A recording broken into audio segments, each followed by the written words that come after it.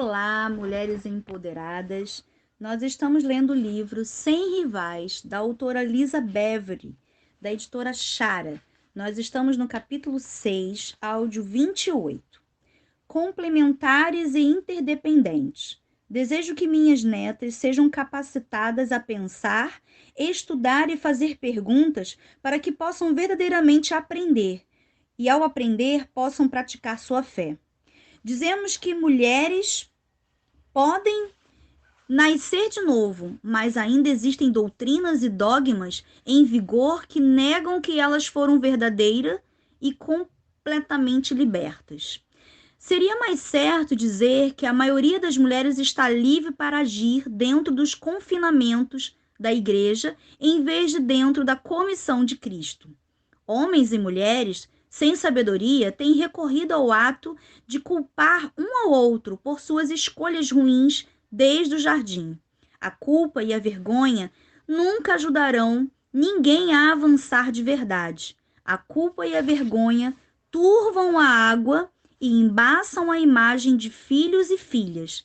Essa tática faz com que Deus tornou limpo em Cristo parecer sujo e obsceno de novo.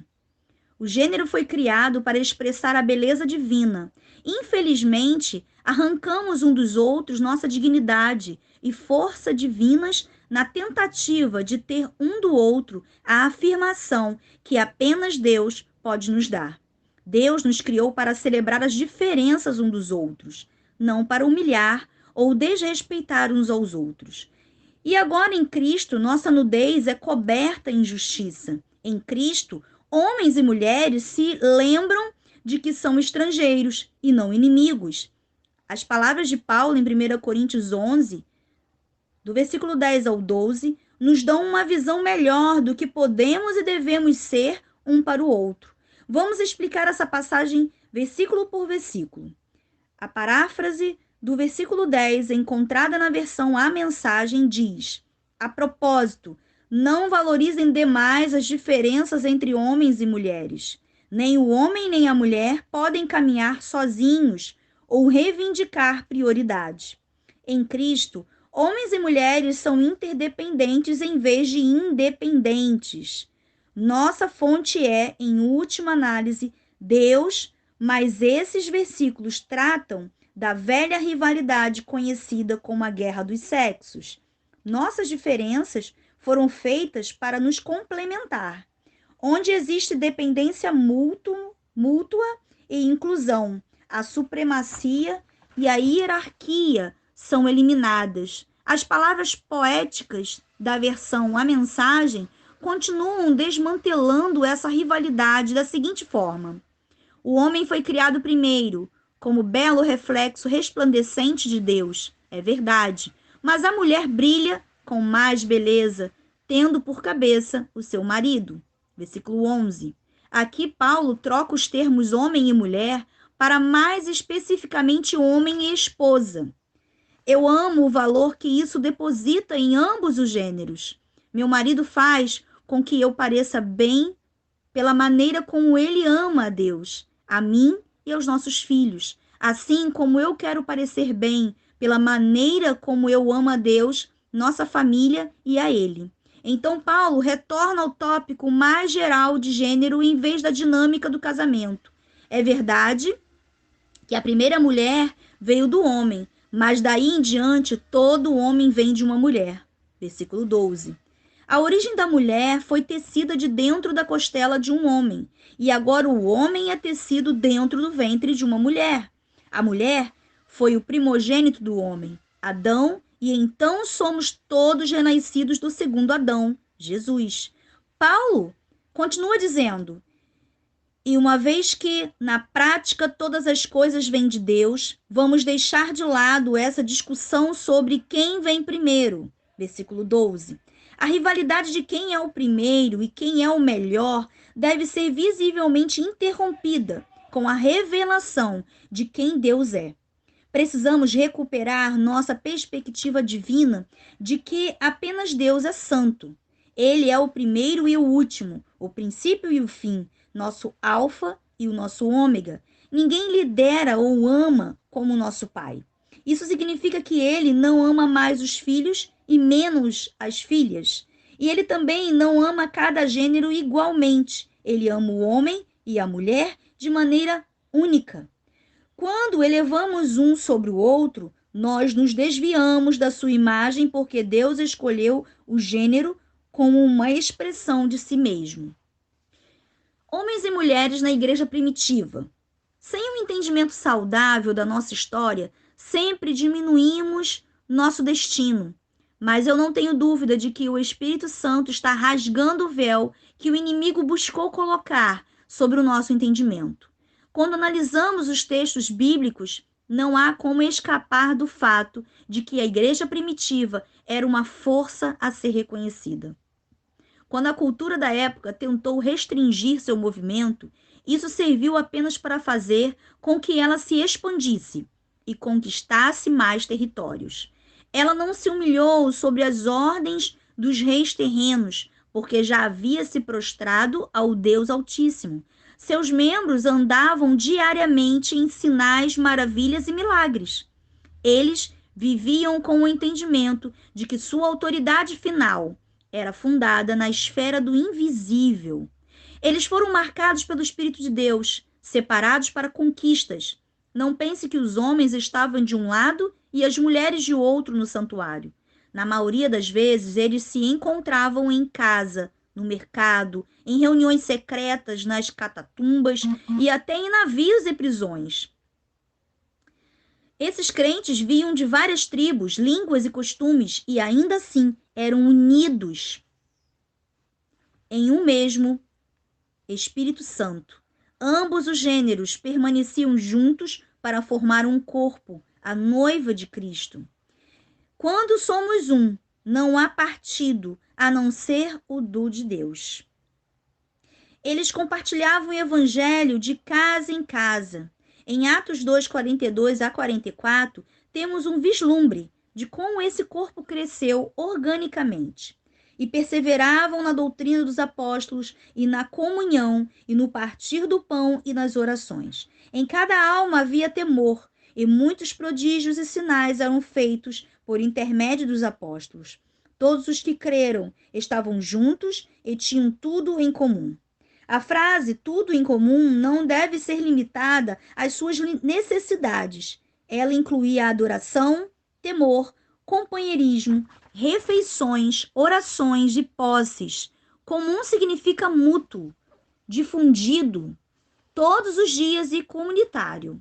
Homens e mulheres estavam próximos o suficiente para serem devotos um ao outro em ambas as áreas de comunhão e ensino.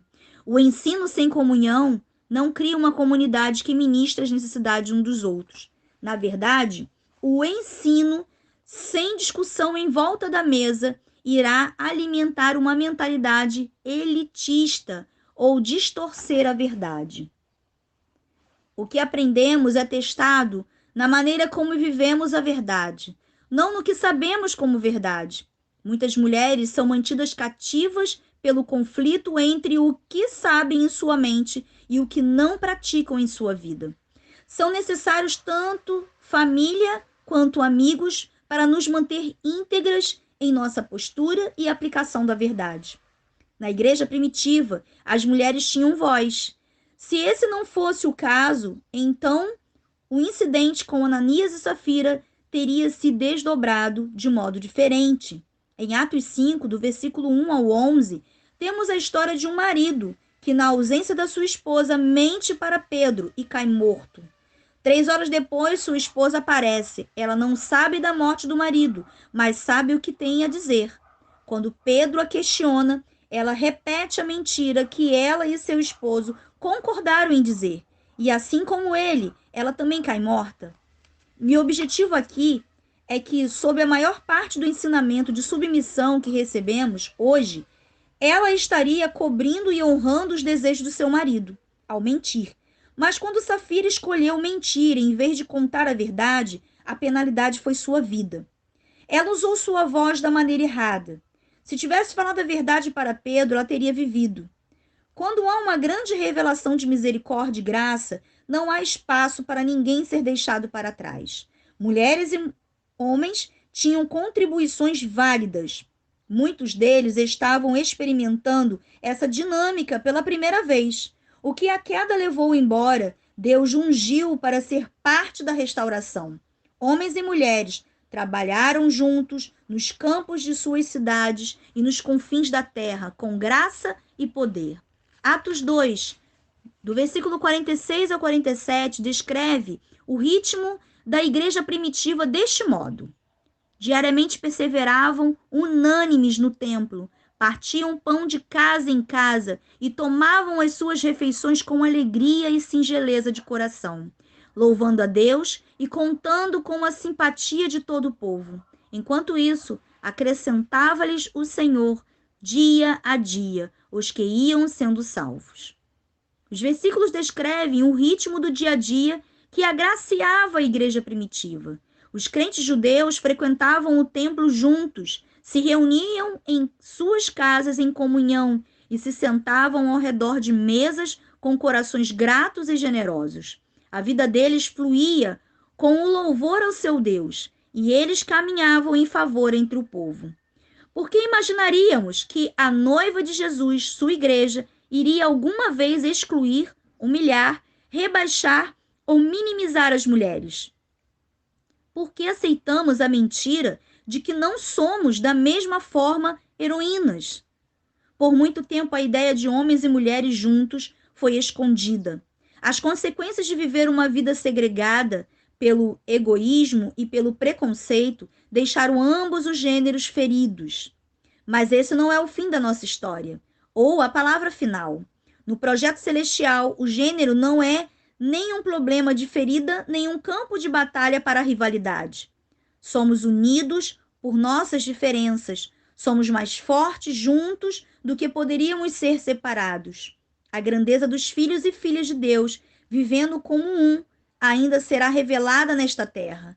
E através da nossa unidade, a imagem de Deus será revelada e a glória de Deus irá finalmente brilhar em todo o seu deslumbrante esplendor. Perguntas para nossa reflexão. Número 1. Quais são algumas das batalhas que os homens estão tendo de enfrentar por si mesmos? Pergunta 2. Como mulher, você já experimentou a tensão entre o chamado de Deus e os limites das tradições dos homens? Pergunta 3. Como a grande comissão se revela em sua vida? Pergunta 4. Como as descrições inadequada, ingênua e fácil de enganar fazem você se sentir? Pergunta 5. Como você pode aumentar seu nível de habilidade de forma a trabalhar com o Evangelho? Pergunta 6. Em quais áreas você caiu na armadilha do jogo da culpa?